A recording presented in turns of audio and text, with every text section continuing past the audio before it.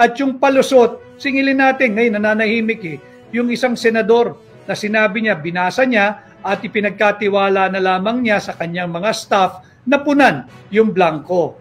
Magpalit ho kayo ng pwesto ng iyong staff. I-demote mo yung sarili mo at yung staff mo na nagbabantay ng Bicameral Conference Committee report na dapat trabaho mo, i-promote mo. Siya ang gawin mong senador at ikaw ang dapat staff niya. Para magsipag ka naman. Kaya ka na riyan, binabayaran ka, sumasahod ka mula sa kaban ng bayan, mula sa buwis na binabayad ng mamamayang Pilipino para gampanan mo ang trabaho mo. Hindi ka kasi pwedeng tugis ka lang ng tugis doon sa issue ng Pogo. Wala ho tayong pakialam diyan sa kaso ni Alice Guo. At tandaan ho nyo, yung mayor ng Bamban, lahat po yan siniyasat nila, pati nga yung birth certificate napakasela nila sa dokumento pati passport, pati sa kung saan nag-aral, anong eskwelahan ng elementarya, sinong kaklase mo, bakit itong budget hindi mo binasa? Akala ko ba ganyang kakasinop bilang mambabatas? Yan yung imaheng pinoproject mo. Bakit dito sa 6.32 trillion budget, tila nabulag ka? Naging pipi ka rin at nagsisinungaling ka pa na wala kang nakita na blanco dyan sa Bicameral Conference Committee report.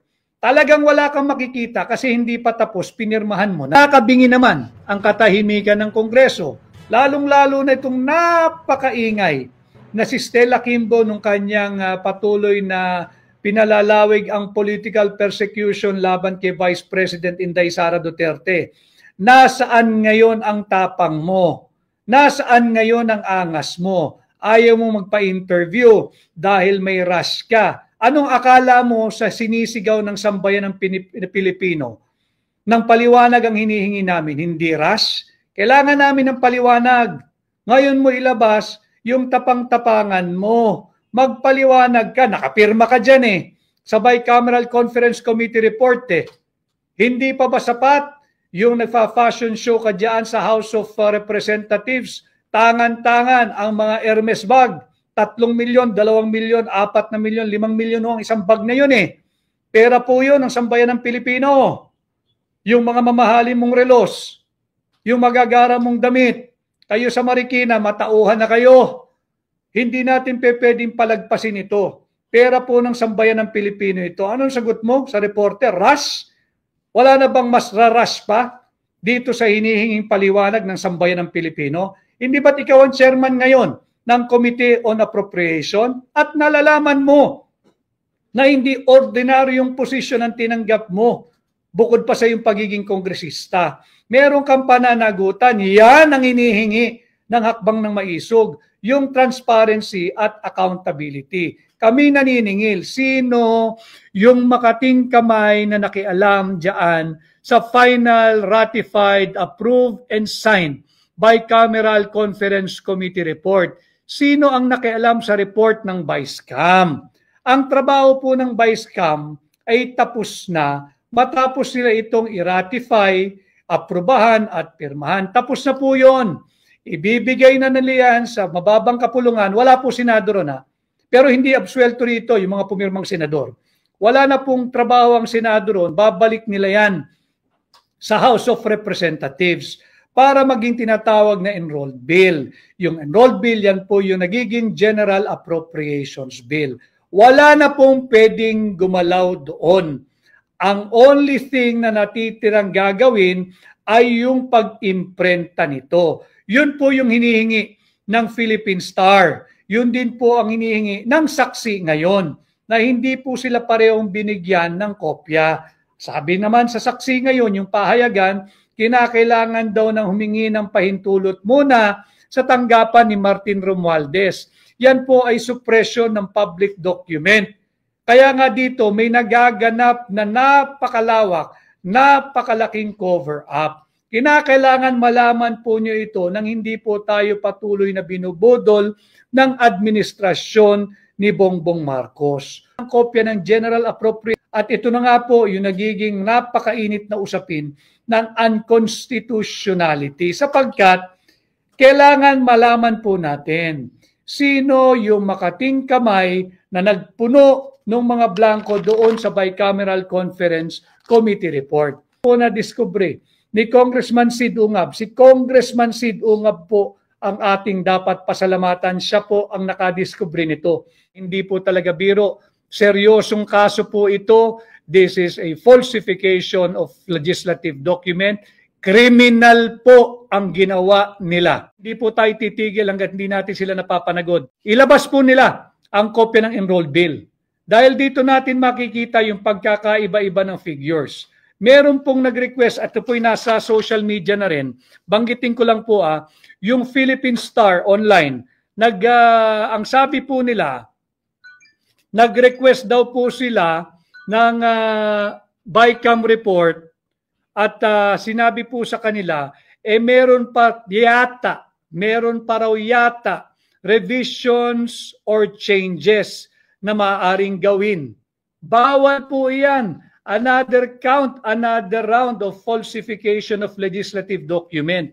Hindi po pwedeng magkakaroon pa ng revision or changes diyan sa kopya ng BICAM report. Tapos na po iyan. Pirmado na po iyan. Batas na nga eh. Ito na nga yung inilalaban ng Malacanang na wala raw blanco sa GAA. Wala naman talaga nagsabing may blanco sa GAA. Ang ating hinahanap at pinapanagot, sino nagpuno ng mga blanco doon sa Bicameral Conference Committee report na aprobado, ratipikado at pirmado ng mga senador at ng mga mambabatas na bahagi ng BICAM Conference Committee. Hudas kamay sila. Tama po yun, naghuhudas kamay ang mga hudas. All along, totoo talaga ang sinasabi ni VP Inday. Tama po yung sabi ni Vice President Inday Sara. Hindi po talaga marunong maging Pangulo at hindi alam ang gagawin. 28 na blanco po doon sa Bicameral Conference Committee report. Yan po, pag total po nyo yan, daang-daang bilyong piso po ang hindi nila masagot. Humingi po ng kopya ang Philippine Star base po sa kanilang online report. Tinanggihan sila ng Kongreso o ng mababang kapulungan na mabigyan ng kopya ng enrolled bill. Humingi rin po ang saksi ngayon na pahayagan ng kopya sa Kongreso. Sumulat sila, official, may tatak na na-receive. Tinanggihan din po sila at magpapaalam pa raw sa opisina ni Martin Romualdez kung pwedeng magbigay. Ito ay malakihan at tahasang cover-up sapagkat meron pong mananagot dito. Meron pong dapat makulong dito. Yung mga makakatiang kamay na pinakialaman ang pera ng taong bayan. Alam ho ninyo, pag natapos na po, napirmahan, na aprubahan, ratified and signed yung Bicameral Conference Committee report, there is nothing else to be done except itatransmit na yan para maging enrolled bill. At pag enrolled bill, yan na po yung tinatawag na General Appropriations Bill. Ang tanging natitirang activity o gagawin na lamang po ay ang pag-iimprenta nito. Bawal nang galawin kahit anong line item, bawal nang galawin kahit anong halaga ng kahit na sino man dahil tapos na po yung budget process. At kung sino man yung may makating kamay na nakialam dyan, guilty po iyon, mananagot sa kasong crime against public interest, specifically Article 170 of the Revised Penal Code, yung tinatawag po nating falsification of legislative document. Paano po nagkakaroon ng falsification of legislative document? Unang-una ho, dapat merong bill. Meron po itong tinatawag nating General Appropriations Bill. Pangalawa, merong nag-alter o nakialam.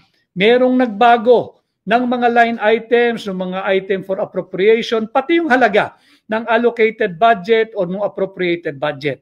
Pangatlo, yung gumalaw, yung makakating kamay, pwede ho siyang babae, pwede siyang lalaki, pwede po silang grupo, kaya po natin inaalam, ay mga walang authority na galawin yung halagang yan. Wala na po, kahit kongresista ka pa, kahit senador ka pa, wala ka ng authority kasi tapos na ho.